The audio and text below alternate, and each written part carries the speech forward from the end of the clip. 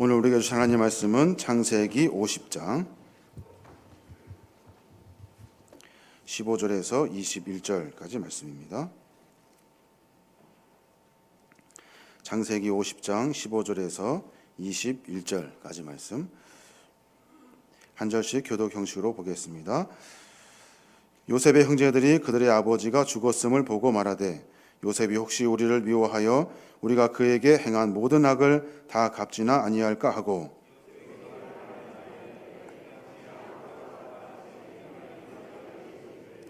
너희는 이같이 요셉에게 이르라 내 형들이 내게 악을 행하였을지라도 이제 바라건대 그들의 허물과 죄를 용서하라 하셨나니 당신 아버지의 하나님의 종들인 우리 죄를 이제 용서하소서 하매 요셉이 그들이 그에게 하는 말을 들을 때 울었더라.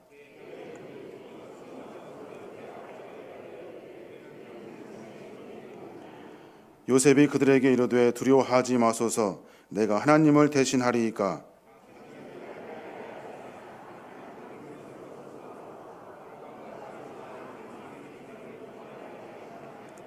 같이 하겠습니다. 당신들은 두려워하지 마소서 내가 당신들과 당신들의 자녀를 기르리이다 하고 그들을 간곡한 말로 위로하였더라. 아멘.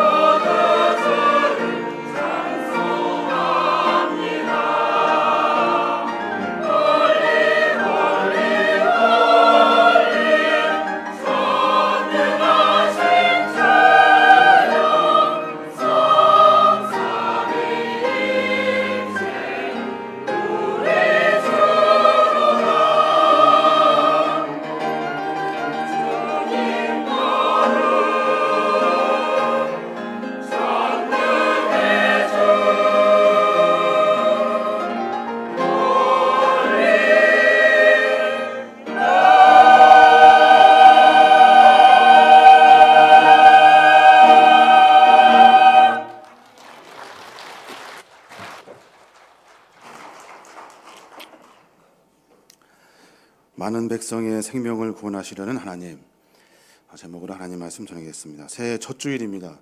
여러분 잘 아시는 것처럼 올 한 해 가운데 하나님의 은혜와 축복이 함께 하시길 주님의 이름으로 축원합니다. 새해 아마 많은 일들을 준비하고 계획하셨을 거예요. 저는 고민하면서 여러 가지 일들을 계획하기도 하고, 그리고 고민하기도 하고, 걱정도 되기도 하고, 그런 일들이 있었습니다. 그러다가 뉴스를 보는데요, 우리 북한의 이탈리아의 주재 북한 대사 있잖아요. 그분이 망명한다는 뉴스를 제가 보았습니다.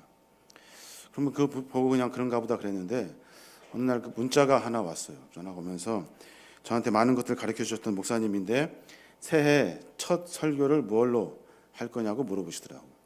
그래서 제가 비밀입니다 그러면서 안 알려드리려고 그러면서 감춰놨다가 했는데, 그 목사님이 그런 말씀을 간곡하게 하셔요. 뭐라고 하시냐면, 나라와 민족을 위해서 꼭 기도해 주라고, 나라와 민족을 위해서 꼭 기도해 주라고.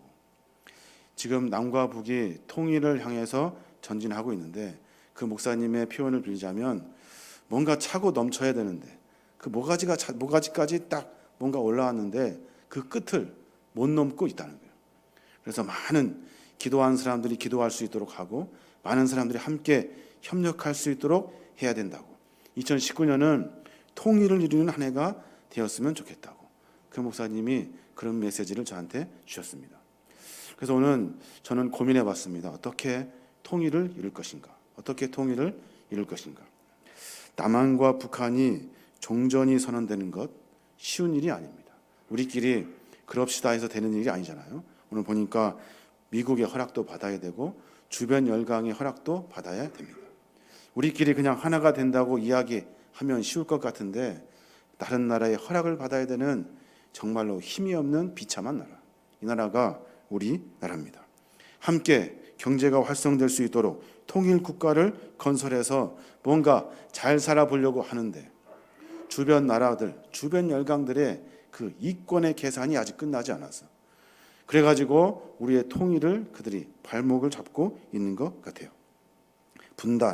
이 분단, 누가 시작한 일인지 모르지만 분명한 것은 지금으로부터 약 74년 전에 일제의 탄압에서 해방된 관복의 기쁨도 잠실, 그 어수선한 나라의 틈을 타고 민족의 패권을 장악하기 위해서, 그래서 전쟁을 불러들인 사람들, 그들이 가지려는 패권, 어떤 집단을 주도할 수 있는 권력이나 지위 따위를 가지려고 전쟁을 일으키고 민족끼리 한 형제임에도 불구하고 서로 죽이며 일제에 있었던 그 탄압보다 더 심한 정치 사상의 이념적 억압으로 말미암아 이 민족을 분단시키고, 한 형제이며 한 민족임에도 불구하고 서로를 향해서 총질을 해대며 분노와 미움의 나라를, 그 마음을, 적대적인 그 마음을 우리네 후손들에게 또 물려 주어야 되는 이 불쌍하고 비참한 나라, 이 나라가 바로 우리나라입니다. 어떤 때는 통일은 대박이라고 하다가 이제는 통일은 안 된다고 외쳐대고, 이제 좀 화해하려고 하니까 주변 나라들의 그 이권 계산이 아직 안 끝나서 우리가 또 이렇게 기다리면서 시간을 허비해야 하는 거예요. 우리가 한다면 할 수 있어야 되는데 주변 열강들의 허락을 맡아야 되는 정말로 비참한 나라가 이 나라입니다. 정말 이대로요, 한 형제이고 한 민족인 북한과 남한이 이대로 다시는 만나서는 안 되는 적대적인 나라가 되고, 피는 물보다 진하다 하는 그 말을 다 뒤집어 엎어버리고 형제의 그 핏줄을 끊어버리는 그 원수의 나라가 되어야 한단 말입니까? 이제 2019년들은 통일이 내린 거룩한 나라가 되기를 바랍니다. 우리가 이 일을 위해서 함께 기도해야 되는 거예요. 이 혈실을 풀 수 있는, 그러니까 비록 티격티격 서로 싸우면서 반만년을 함께 살아온 이 민족, 이 남과 북이 하나가 될 수 있는 유일한 길, 형제, 우리는 형제 아닌가, 우리는 한 형제 아닌가 라는 이 형제를 끊을 그런 길이 아니라, 이제는 그 형제를 통해서 다시 하나가 될 수 있는 길을 찾아보려고 하는 거예요. 우리는요, 언어도 같잖아요. 글도 같고 문화도 같고, 남과 북은 지금 현재 원수가 되어 있지만 화해하고 하나가 되어야 될 형제임을 부인할 사람은 아무도 없습니다. 그럼 이제 어떻게 화해하고 통일을 이룰 것인가? 이 이야기가 오늘 저와 함께 말씀을 통해서 나누고자 하는 이야기의 핵심이 되겠습니다. 저는 통일 연구가도 아닙니다. 그리고 국제 정세에 해박하지도 않습니다. 그런데 단순하게 성서를 통해서 신앙을 가진 한 인물의 삶의 고백들을 들여다보면서 하나님이 원하시는 형제애를 회복할 수 있는 통일의 방법, 그 방법을 찾아보고자 하는 거예요. 오늘 우리가 읽은 본문은 형제의 불화를 완전히 해소한 한 가정의 이야기가 그 속에 들어 있습니다. 요셉과 그 형들, 오랜 세월의 불화를 마침내 해소하고 완전한 화해를 이루는 장면이 기록되어져 있는 거예요. 17살의 형들 때문에 종으로 팔려서 22년 만에 형들을 다시 만납니다. 그 형들을, 원수 같은 형들을 다 용서해버려요. 아버지와 함께 애굽의 고센 지역으로 다 같이 이사 오라고 해서 같이 이사 와서 17년을 또 한 번 같이 삽니다. 이제 아버지 야곱이 죽으면서 아버지가 없으니까 절대 권력자 요셉에게 그 형들이 죽을까 봐 그 형들을 또 찾아가요. 가서 다 용서하고 화해한 그 일을 다시 끄집어 내는 거예요. 아버지가 죽였으니 이제 우리를 죽일 것이다 생각하고 용서해 주라고 그러면서 찾아가는 거예요. 그러니까 요셉 자신을 납치하고 죽이려고 아예 흔적수 없이 유기하려고 했던 형들의 공모에 형제이지만 원수가 된 그 형들을 다시 한번 또 두 번째 다시 마음 깊이 용서하는 장면이 오늘 읽은 우리의 본문인 거예요. 창세기 50장 20절에 당신들은 나를 해하려 하였으나 하나님은 그것을 선으로 바꾸사 오늘과 같이 많은 백성의 생명을 구원하게 하시려 하셨나이다. 이 요셉의 짧은 고백 상관없어요. 괜찮아요. 다 용서할 수 있어요. 이 짧은 고백은 분노와 원망 그리고 지울 수 없는 미움의 생각들을 늘 끊어안고 끙끙대며 살아가는 우리 인생에게 이제는 좀 털어내고 용서할 수 있고 사랑할 수 있는 방법이 있다고 결론적으로 말하고 있는 거예요. 남과 복, 그러니까 국가와 국가, 종교와 종교 만이 분쟁이 있는 것이 아니잖아요. 우리 가정에서도 집안에서도 원수 같은 사람이 있고 직장에서도 원수 같은 사람이 있고 미워가지고 목소리조차 듣고 싶지 않은 사람이 있어서 늘 미워하며 지내는 것이 익숙한 우리네 삶이잖아요. 그런데 이 요셉의 짧은 고백을 통해서 이 성숙한 고백을 통해서 다 털어내고 이제는 용서할 수 있도록 하나님의 그 말씀을 붙잡자는 거예요. 우선 요셉이 왜 형들과 원수가 되었는지 그가 그 용서하는 일이 얼마나 어려운지 우리가 성경을 통해서 확인할 필요가 있어요. 37장 이하부터 요셉의 이야기가 나옵니다. 요셉은 야곱의 아들 12과 딸 하나 가운데 11번째 아들입니다. 형들과 함께 들에 나가 짐승을 돌보며 집안을 돕는 착한 청년이에요. 그가 17살의 나이에 요셉은 배다른 형제의 잘못을 아버지에게 일러 바치면서 문제가 수면으로 부상하게 됩니다. 37장 2절 야곱의 족보는 이러하니라. 요셉이 17세의 소년으로서 그의 형들과 함께 양을 칠 때 그의 아버지와 그의 아내들 비라와 실바의 아들들과 더불어 함께 있었더니 그가 그들의 잘못을 아버지에게 말하더라. 잘못을 아버지에게 말하면서 갈등이 시작된 거예요. 야곱이 늦지막히 얻은 자식이기 때문에 다른 아들들보다 더 사랑합니다. 요셉에게는 늘 채색 옷을 지어 입혔대요. 비싼 채색 옷, 그리고 멀리서도 알아볼 수 있도록 화려한 옷을 지어 입힌 거예요. 형들은 요셉이 미워서 죽겠는데 어느 날 가족이 함께 모여서 눈치 없이 요셉이 꿈 이야기를 꺼내는 거예요. 형들, 아버지, 어머니, 내 얘기 좀 들어보세요. 여기 모인 모두가 다 이 가족들이 과거에 이따가 이제 꿈에서 나에게 절을 하게 될 겁니다 라는 꿈 이야기를 꺼내는 거예요. 한 번도 아니고 두 번씩이나 그 이야기를 꺼내는 거예요. 아버지가 싸고 돌아서 그렇지 않아도 미워 죽겠는데 그 미운 그 사람이 꿈 이야기를 하는 거예요. 그 꿈이 과거안이 아닌 거예요. 어이가 없는 거예요. 그 이야기를 듣고 형들은 마음속에 분을 삼습니다. 분을. 그런 차에 좋은 기회가 생긴 거예요. 요셉이 아버지의 심부름으로 헤브론에서 세겜을 지나 도단까지 형들을 찾으러 갑니다. 집에서 한 90km 정도 떨어진 거리예요. 굉장히 먼 거리. 거기 가서 양떼를 치고는 형들 아버지의 심부름으로 찾아간 거예요. 요셉이 멀찌감치 채색 옷을 입고 나타납니다. 그때 형들이 말하는 거예요. 37장 18절 요셉이 그들에게 가까이 오기 전에 그들이 요셉을 멀리서 보고 죽이기를 꾀하여 서로 이르되 꿈꾸는 자가 오는도다. 자, 그를 죽여 한 구덩이에 던지고 우리가 말하기를 악한 짐승이 그를 잡아먹었다 하자. 그의 꿈이 어떻게 되는지를 우리가 볼 것이니라 하는지라. 형들이 모의를 시작하는 거예요. 아버지가 계시지 않은 들판에서. 잘 된 겁니다. 형들은 아우를 조롱하며 죽이려고 한 거예요. 요셉의 그 화려한 옷을 단숨에 다 벗겨버리고 번쩍 들어가지고 웅덩이에 그냥 집어넣습니다. 맏형 르우벤이 죽이지는 말자고 말려가지고 그 웅덩이에 집어넣은 거예요. 그런데 마침 르우벤이 자리를 비웁니다. 그때 넷째 형인 유다가 제안을 해요. 요셉을 팔아버리자고. 그러면서 이스마엘 사람에게 은 20냥의 요셉을 팔아요. 17살, 17살 된 요셉이 울고 몸부림치는 것을 힘으로 억압해가지고 꽁꽁 묶어서 냉정하게 팔아버려요. 그리고 숫 염소를 한 마리 잡습니다. 잡아가지고 요셉의 그 벗겨진 채색 옷에 염소피를 묻혀요. 흥건하게 묻히고 아버지가 있는 집으로 갑니다. 미움과 거짓, 동생의 목숨값, 그러니까 인신매매로 말미암아 호주머니가 두둑해진 형들이 그 요셉을 죽였다고 이야기하려고 그 피 묻은 그 옷을 가지고 아버지한테 찾아가는 거예요. 아버지, 요셉이 죽었습니다. 아버지, 요셉이 죽었습니다. 애굽에 팔려간 요셉은 아버지와 형들의 생이별과 생전해보지 않은 고된 종살이와 벗겨지지 않는 지독한 누명으로 눈물이 마를 날이 없어요. 나이 30에 총리의 자리가 이릅니다. 그러나 매번 어려운 그 세월, 13년 동안 고난을 당했던 그 시간을 머릿속에서 지울 수가 없어요. 애굽의 왕의 꿈을 잘 풀어주었기 때문에, 그렇기 때문에 총리가 됩니다. 눈물로 13년을 살아온 애굽의 나라 두 번째 절대 권력자 애굽의 총리 요셉, 그가 이제 힘을 얻게 된 거예요. 힘, 고통과 아픔과 괴로운 시간을 지나서 이제는 절대 권력자, 두 번째 권력자인 총리가 된 거예요. 여러분 같으면 총리가 되면 무엇을 먼저 하시겠습니까? 무엇을? 저 같으면 형들을 잡으러 가야 돼요. 형들을 가서 왜 그랬냐고 따져야 되고, 왜 나를 팔았냐고, 왜 나를 죽이려 했냐고.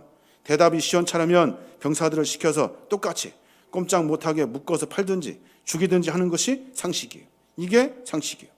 눈에는 눈, 이에는 이, 반드시 똑같이 더 심하게 갚아주는 것이 세상의 이치예요. 그런데 요셉은 그렇지 않아요. 힘이 있으면서 형들한테 가지 않습니다. 어디 사는데 뻔히 아는데 안 가요. 왜 안 갔을까요? 바빠서 안 갔을까요? 원수 같은 형들 왜 내버려 둡니까? 그의 신앙의 고백에서 그것을 엿볼 수가 있어요. 그가 형제들을 처음 만났을 때 요셉이 그렇게 고백을 해요. 창세기 45장 5절, 당신들이 나를 이곳에 팔았으므로 근심하지 마소서, 한탄하지 마소서, 하나님이 생명을 구원하시려고 나를 당신들 앞서 보내셨나이다. 그가 그렇게 고백하고 있는 거예요. 요셉이 낯선 땅에 고생한 이유가 있다는 거예요. 원수 같은 형들의 생명을 구원하시려는 하나님의 뜻이 있다는 거예요. 사랑하는 여러분, 이것이 이해가 됩니까? 이해가 됩니까? 저는 이해할 수가 없습니다. 낯선 땅에서 고생한 이유가, 그러니까 나를 죽이려고 했던 사람들 생명을 살리려고 내가 그 고생을 하고 있다는 사실을 이해할 수 있습니까?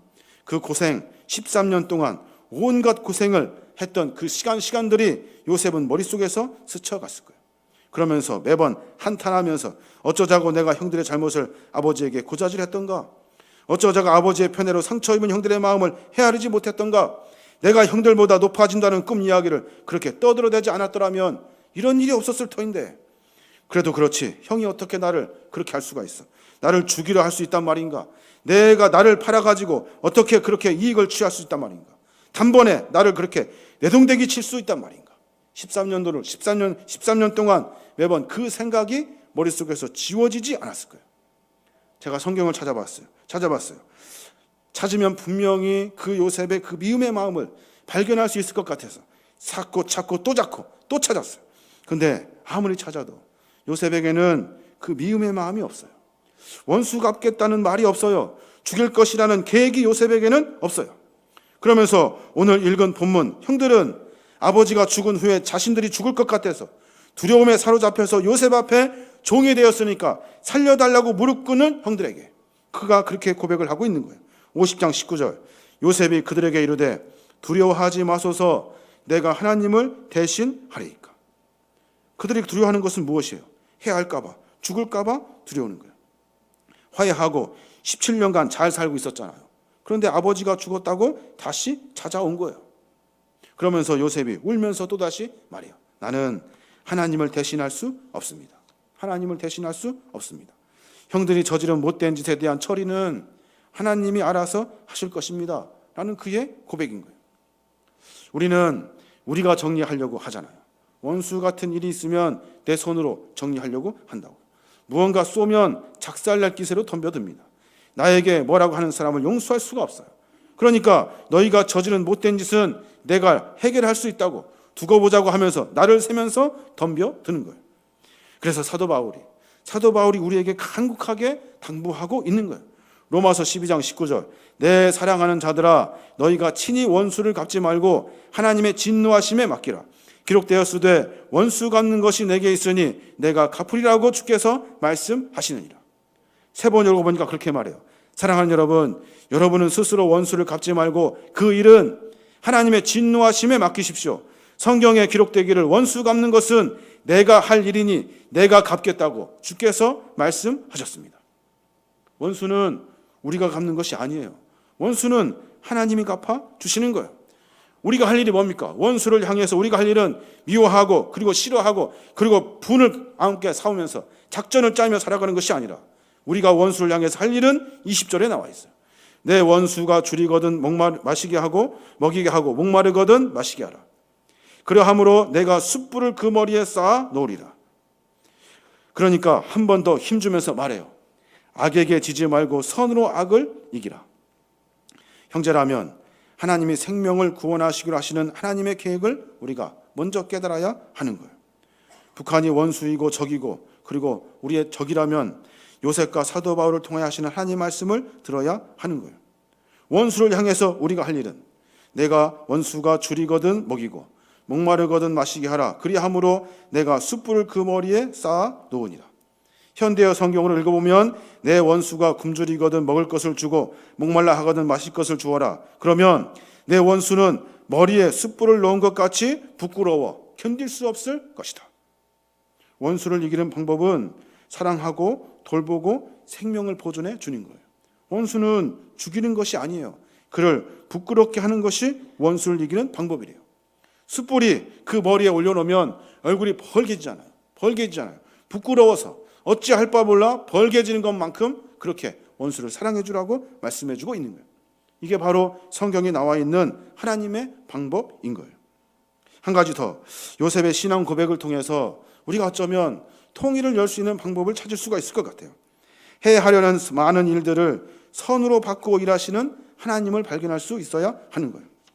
창세기 50장 20절에 보니까 당신들은 나를 해하려 하였으나 하나님은 그것을 선으로 바꾸사 오늘과 같이 많은 백성의 생명을 구원하게 하시려 하셨나이다. 이게 무슨 말입니까? 인생을 뒤돌아보니까 그렇다는 거예요.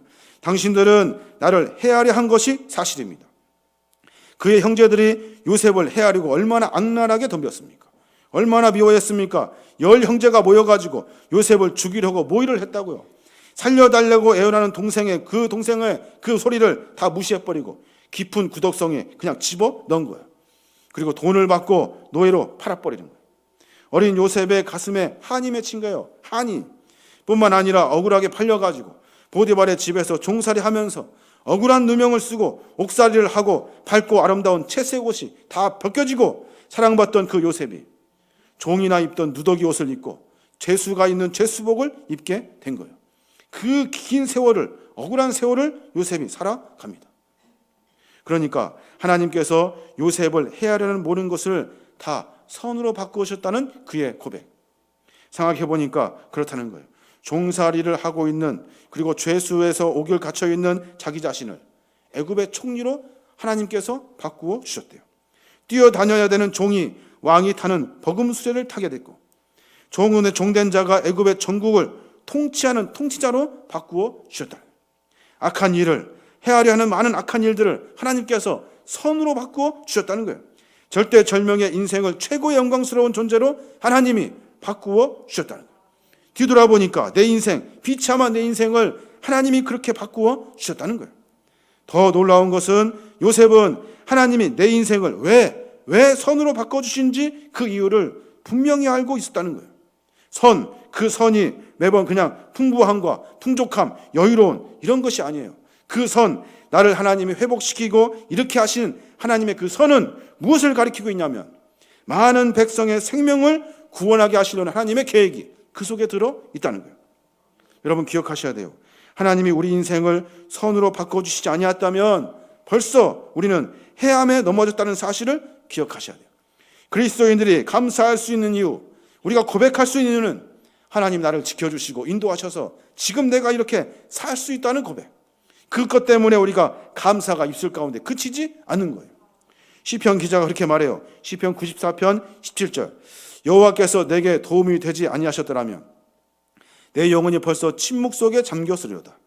여호와여 나의 발이 미끄러진다고 말할 때 주의 인자하심이 나를 붙드셨사오며 내 속에 근심이 많을 때 주의 위안이 내 영혼을 즐겁게 하시나이다. 하나님이 하신 일이래요. 여호와께서 도움이 되지 아니하셨더라면 침묵 속에서 미끄러져서 벌써 죽었다. 근심이 쌓이고 쌓여가지고 한숨을 매번 달고 살아야 되는 불쌍한 인생을 내가 그렇게 살고 있었을 거래요. 내 인생을 분명히 선한 것으로 바꿔주신 하나님이 여러분 기억나지 않습니까? 나를 붙드시고 인도하시고 축복하셔서 지금 내가 이 삶 가운데 살 수 있도록 하신 하나님의 은혜가 생각나지 않냐는 거예요. 그때 그 순간에 도우시고 인도하신 하나님이 지금 현재 나에게 무엇을 원하시고 계시자는 거예요.